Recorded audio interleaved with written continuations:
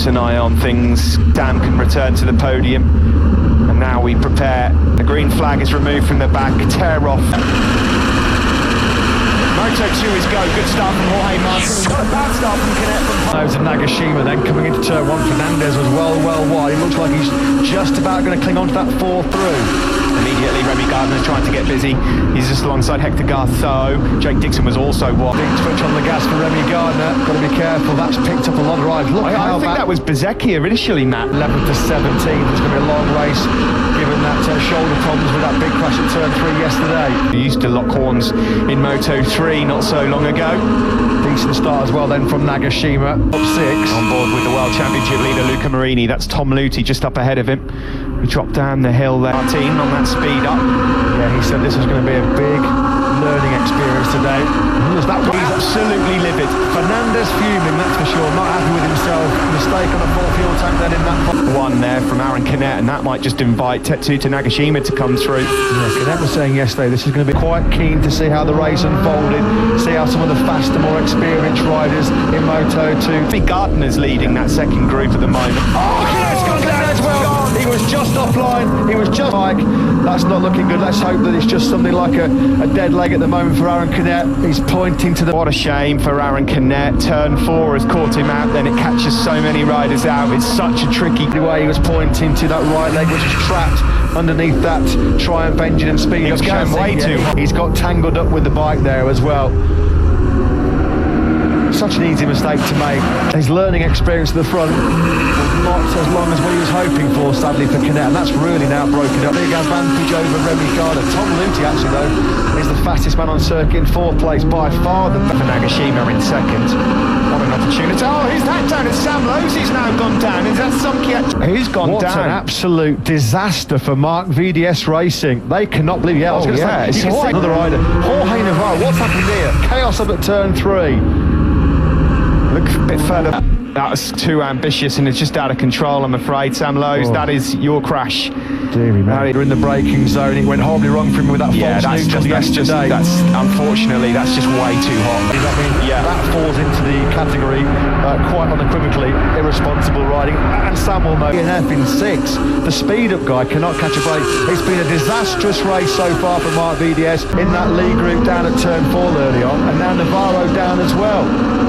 Again, it's sort of that one's being looked at from upstairs. Anyway, let's try and recap. It's getting a bit dark here in places. And Gardner, good opening few laps for Remy Gardner with a full tank. That's very promising, Australian fans. He's up in 8th place as well, so good start for the Brit. Somehow Sam Lowes is back on board. I was going to say, I thought potentially might be the British hopes now on the shoulders of Jake Dixon, who's having a great ride. Dixon inside the top 10 in 8th place by... Bezecchi's now getting in line with Tom Luthi as well. I think the Italian might just be squeezing into that. He will accept that. He knows that was dodgy, to say the least. There was faster than the pair of these in 3rd, and likewise Bezecchi now in 4th, the fastest man on circuit, isn't he? He's like a yo-yo, isn't he? He's up and down. It's ridiculous. This is a good onboard, actually, just showing you anything but that. But right now, when he has got his rhythm and when he's in his A game, he's right. So he did it the hard way.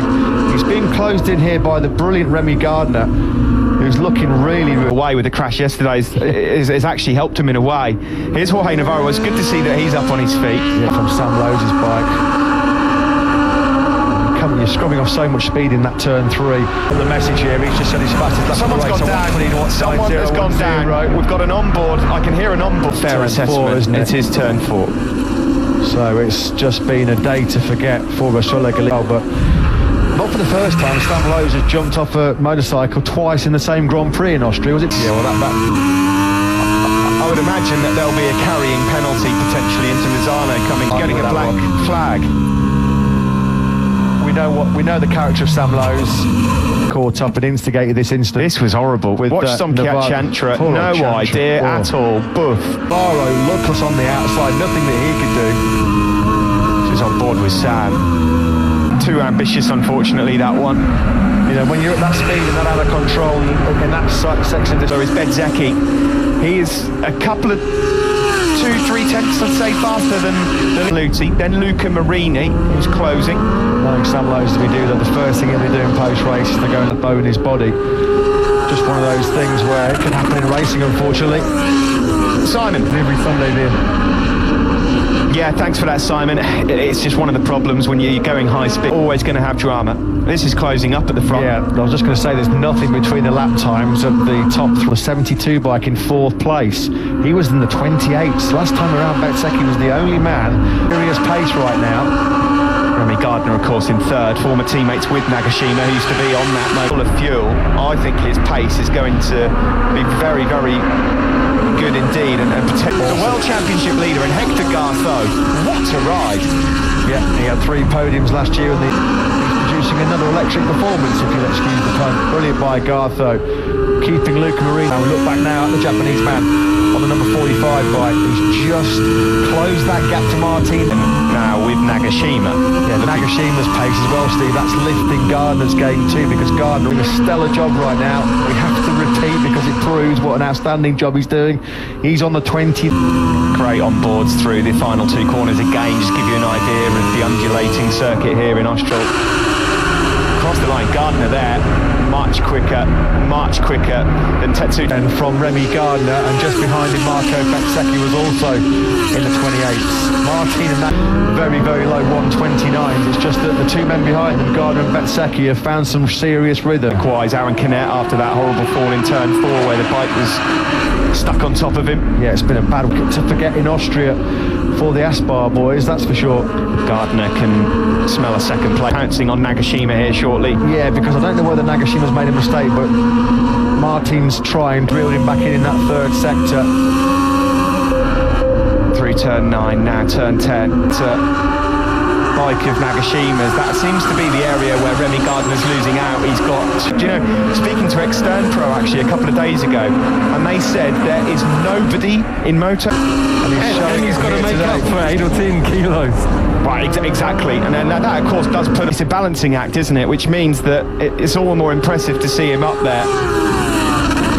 Wrong victory challenge, because Martin looked like he might be trying to make a break, but Nagashima dug in. These guys are going to be very nervous after what happened last week. Remy Gardner was fuming, as he's known as. Number 88 leads from Nagashima, who again in sector. He's coming right into this battle as well, isn't he, for the podium? And just look on acceleration how much Nagashima can pull. And Nagashima's not a wee lad, is he either? No, not at all. This is Luca Marini, he's the world champion. Qualifying didn't help him down in 12th place, his worst qualifying in 12, but has he made a mistake again with that? No, just squeezing Nagashima right out of the paint. Came from a long, long way back there, didn't he? Well, but it's also helped Martin out up front, just get a couple of tenths as they tip it. Got that problem with his weight on acceleration. It's going to have to be a daring raid and an ambitious raid. And of course, a 10th here, half a 10th there, so he's got to try and force the issue and get through as quick as he can. Simon. Thanks, Simon. We're on board here then with Nagashima looking back to didn't it? Coming out of sector or turn 3, and Martin has got the hammer down now. He's just went quicker than Gardner, and in the blink of an eye, the lead has been stretched out to 9/10 of a second. Nice and easy block pass into turn 3. Yeah, he's got a little bit beaten up, isn't he, at the moment in turn 3? Nag bruised him. Bezzecchi then, since he's broken free, is making progress. Good ride that, because he's come from a long, long way back. 19th he started. He's got other faces. It could be more points lost here for Luca Marini. Jake Dixon doing a great job keeping himself out of his cells last weekend with that crash that instigated all the chaos and carnage at turn 1. He hasn't looked, he was 21st in the grid. Only the second time he's missed the top 20 in qualifying since Sepang 2016, so bad probably pulled the pin here. Another one. Yeah, another PB lap, 28.871, and nobody at this stage has got the circuit. We are halfway through this race though. There's a lot of race left here, but you'd think that 1 point off to claw back. Yeah, Bezzecchi's got really good rhythm. It's by the time he gets through on the Australian, if he gets through on the Australian, which is not going to be an easy task. 11th right now, which is uncharacteristic, has been given a track limits warning, so he's going to have to 3 coming out of the race leader, Martin. This could be a very heady times indeed for the Spaniard. Remy Gardner's just 20 points, and it would really send a message to a few people in the paddock. It really would. But the NTS team, especially Ben Snyder, cannot wait to leave Spielberg. He's got a long lap penalty. Bezzecchi swarming all over Gardner. Gardner trying to take just his second World Championship. Nagashima as well, but here is Bezzecchi. He's got that inside line into turn 4 as well, but can he outbrake him? No, he can't. Keeps Bezzecchi at bay. These guys are worrying. Fingernails chewed off. They're getting their game box. Yeah, Tom Luthi just in the background, number 12. He's about 3 or 4 tenths a lap quicker than Tetsu. The Gardner at turn 3 or 4 laps ago, really seemed to have knocked Nagashima out of his stride. He's not across the line for Martin. Is it going to be another 1:28 for him? A 29.0, that will do. And not too far behind was Remy Gardner. Gardner having to fire in low 129s to keep Bezzecchi behind him. These positions in Moto2 and Moto3, he's been able to get the job done. Bezzecchi's trying to find any which way possible now. Can he try and get through on Gardner again? I don't think it's going to happen here. I think he started. He's just put in a 28.981. So he's got podium pace. He's the same. He's just started getting into the low 29s. Likewise, the pits he had remounted. It's just capped off what has been an awful day for Styria Galizia Mark V. Hoping that favourite circuit can fire some momentum into his championship charge. Just shows you in every session top 3, and that crash, that false neutral, just sort of horse start meant he was trying to make up for lost time. Here comes Bezzecchi then in the race. Look at the speed difference from how far back he was. Well, again though, we're finding out how much abuse had unlocked everything he can to try and keep Bezzecchi at bay. Bezzecchi though got him back on the drive coming out of turn 3. But he can't watch himself. He's worried. He's told, Bezzecchi's just told Remy close this gap down to Jorge Martin. Good luck with that one, Marco. Do you know what? Nagashima's got to to Remy just to see if Marco can, because at the moment Remy's not been able to claw in Jorge Martin. Remy Gardner really good on the front end. In that penultimate corner, we can see how many corner, and it'll be the same as they come out of turn 1 as well. You're right about Nagashima. He was half a second quicker than the two guys is Gartho, Dixon, Bastianini, Schrotter and Roberts. So they've still got time in the race, but the lap time's so close, nothing between the top men in terms of speed.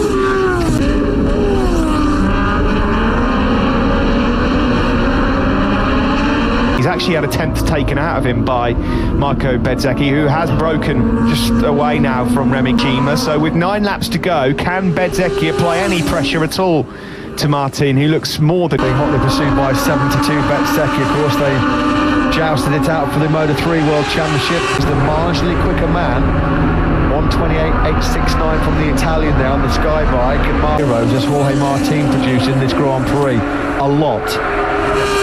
Martin, okay, that's another point lost for Marini. The championship is just so tight in Moto2. Braking zones, turn 1, turn 3 and turn 4. Just wonder if he had his time over again whether than previous conditions here this weekend. But not what we expected from Marini at all. Long lap penalty, a double long lap penalty coming the way for the number 64. Ouch. Second lead, and now 1.5 second lead going into the final sector. So Bezzecchi's getting his teeth stuck in. He's got such a comfortable advantage. If 1.4 seconds over Marco Bezzecchi is comfortable at any time. Even though Gardner and Nagashima look cut adrift at the moment, if these guys were to get close enough, I mean, look at what that does to sector 1, the gap between Martin and Bezzecchi. There's the championship leader, then Marini. On to Vierge's pace. Vierge was 4 tenths quicker than Marini on that last lap. And from mid-race onwards, he's got really strong pace. At the moment, he's down in 10th place. And their lap times are quite stable. That was Nagashima wide, wasn't he, coming down the hill into turn 6. And there is enough time. Through sector 3 again, you're right, Matt. That is where he's loose. Has started picking up his pace as well. Is there a twist in the tail here in Moto2? Down on that lap by Bezzecchi. Gardner is the only man in the top 10 of Remy Gardner at 28.969. He won't like seeing that gap coming down on his pit board. Has he got anything left up his sleeve to go? Bezzecchi's piling the pressure on here, isn't he? As Gardner's in wide through turn. Just to let Marco guide him towards the front and then just go for it at the end, because He's made, as soon as he disposed of Gardner's challenge in second, although that's still not run its course.